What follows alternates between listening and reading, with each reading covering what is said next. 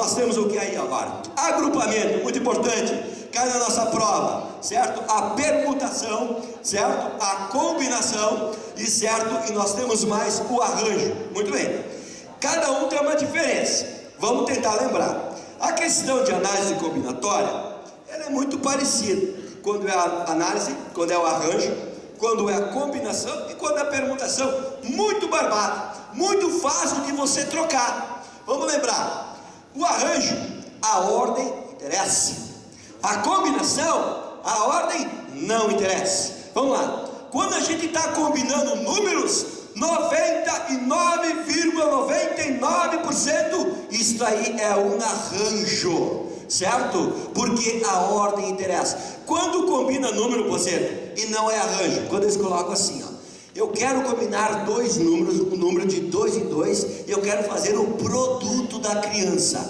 Vamos lembrar, 2 vezes 1, 12. 1 vezes 2, dá 2. Vou trocar a ordem, vira um 21. 2 vezes 1 é quanto? 2. A multiplicação mudou o resultado? Não. A ordem das batatas altera a maionese? Não. Certo? Então, quando mostra número e fala produto, isso é uma combinação. Quando a gente está combinando roupa de pessoas, certo?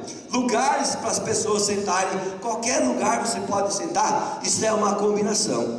Quando eu coloco uma condição, olha, eu quero colocar essas 5 belas pessoas que estão na minha frente, mas eu quero essas 2 pessoas sentadas sempre juntas. Opa, botou uma combinação, botou uma condição. Isso aí é uma permutação, certo? Então cuidado aí, ok? Essa é a forma do arranjo simples, ok? Passamos para a próxima, a forma da combinação simples. Então vamos lembrar mesmo, quando combina números, arranjo. Quando combina números e tem a palavra produto, combinação. Quando combina roupas e pessoas, isso aí é uma combinação. Quando combina pessoas e põe uma condição nessas pessoas, isso é uma permutação.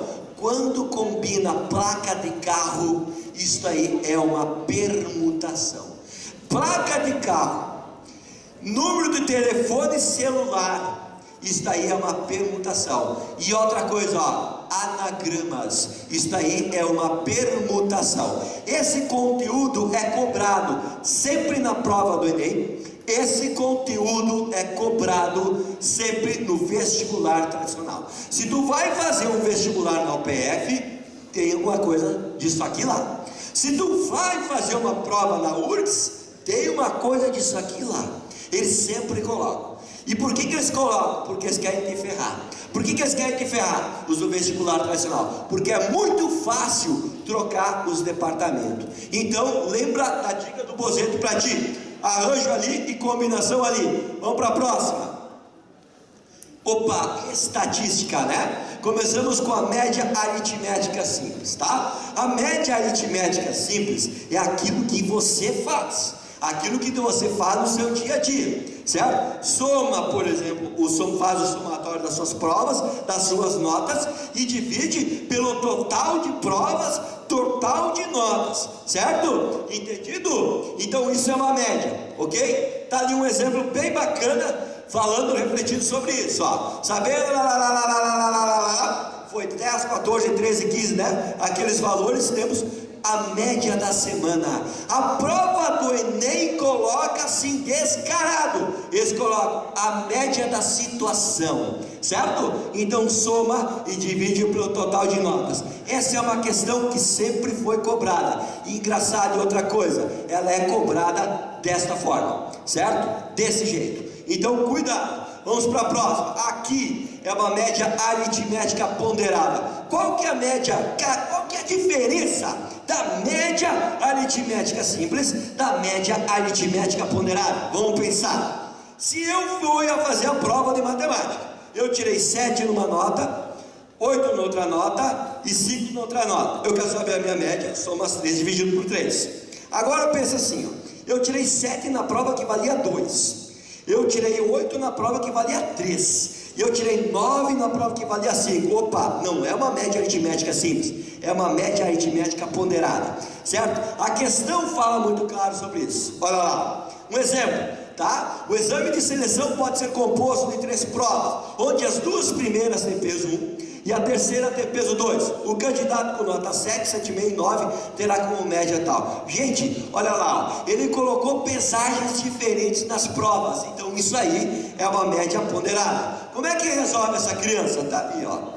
A prova que valia, né? Que valia 1 ponto, tirou 7. A que valia 1 ponto também tirou 7,5. E a que valia 2 pontos, tirou 9. Certo? Fez o somatório, fez a multiplicação. Importante. A ponderada não é dividido pelo total de notas.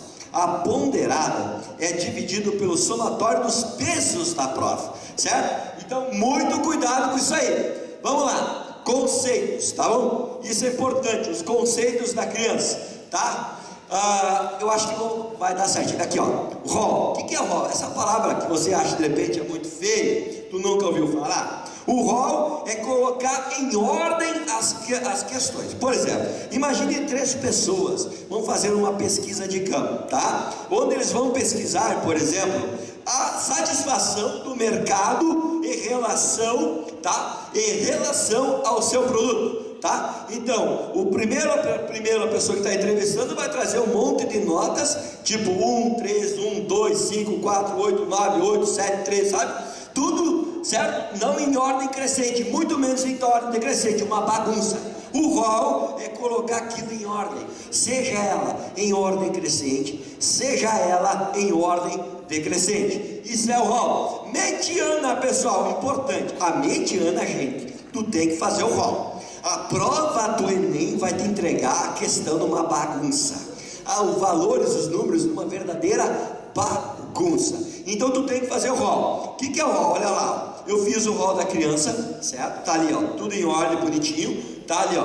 E o elemento central é o 4, certo? Esse elemento aqui, tá bom? Esse aqui divide 50% para cá e 50% para lá. Então a mediana é o número 4. Vamos pensar que, por exemplo, a mediana fosse do 4 e o 6. Desse metade, né? Entre o 4 e o 6, 50% para lá e 50% para cá, certo? Soma o 4 mais 6, tá? E divide por 2, que vai te dar quanto mesmo? Nossa, depois, participa, hein? 4 mais 6, dividido por 2, vai dar 5, ok? Muito bem, moda, pessoal, ele fala, a moda, descaradamente a moda. Moda é aquele valor que tem uma maior frequência simples, ok? Então, isso é importante lembrar, legal? Passamos adiante. Probabilidade de um evento, importante para os 2 conteúdos, para as 2 matérias. Probabilidade cai em matemática e a probabilidade cai na biologia.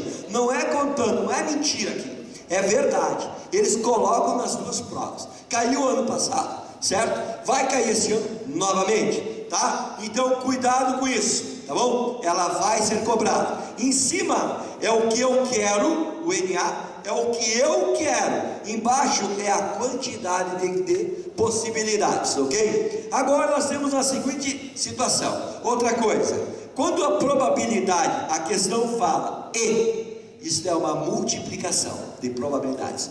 Quando ela fala ou, isso é uma adição de probabilidades. Quando ela fala ou, gente, ou é aquela parte ali de baixo, certo? Quando é que a gente sabe que é aquilo lá? Vamos pensar. Se eu quero fazer, sei lá, a seleção de números múltiplos de 5, certo? Que estejam compreendidos entre o 2 e o 10, tá? Por exemplo, o número 10 é um múltiplo de 5, tá? Concordam? E o número 10 também é um múltiplo de 5, de 2 e de 5, certo? Então, quando nota que existem coisas iguais nas 2 situações, tu tem que fazer essa fórmula aqui. Esse uzinho virado para baixo, certo? Isso é uma intersecção de valores. Lembram, né? A intersecção a gente aprende lá no primeiro ano, tá? Quando a gente tem intersecção, são os valores que são comuns às 2 situações, certo? Então, assim ele é cobrado. E ali ele coloca o ou. Quando falar o ou, pode ser isso aqui. Tá legal? Mas quando não tem nenhuma intersecção, nada que é comum a um ao outro, tu só soma a probabilidade A com mais a probabilidade B, resultado final. Legal? Passamos adiante, tá? Sistemas de equação de primeiro grau com 2 incógnitas. Aquilo que eu falei para vocês antes, tá bom? Eles vão colocar no formato de texto, tá, para vocês. Vocês têm que ter um pouquinho de trabalho só para poder diferenciar a soma, a diferença de um termo para o outro. E você vai notar que as duas situações ou está somando ou está diminuindo. E logo abaixo do texto, vão repetir essas duas situações, certo? Com valores do lado diferentes, certo? Vamos imaginar que na minha fazenda eu crio galinha, tá? E eu crio, por exemplo, cavalo, tá? Vamos imaginar. E eu quero saber quantas galinhas eu tenho e quantos cavalos eu tenho. E ele te dá um somatório de pernas. Vamos pensar. O que difere a galinha e o cavalo? A galinha tem duas pernas. E o cavalo tem quantas pernas? 4 pernas. 2x mais 4y. Tá certo? Lembra disso, tá? Ok, se tu tá numa máquina registradora, tá? E aquela máquina registradora, ela tira só nota de R$2 e ela só tira nota de R$5, certo? Eu quero tirar tantas notas que dê tantos reais, 200, 300 reais. Quantas notas de 2, quantas notas de R$5 saem? 2x mais 5y, tá? Então eles colocam essa barbaridade. Isso aí é uma questão dada. Tomara Deus que caia na prova de vocês esse ano, certo? Então assim, se cair, tu notar essa diferença, certo? Isso é um sisteminha, ok? Legal? Passamos adiante. Ali a formação do sistema, né? X por total de né? Ali é uma situação que fala o que eu acabei de contar para vocês.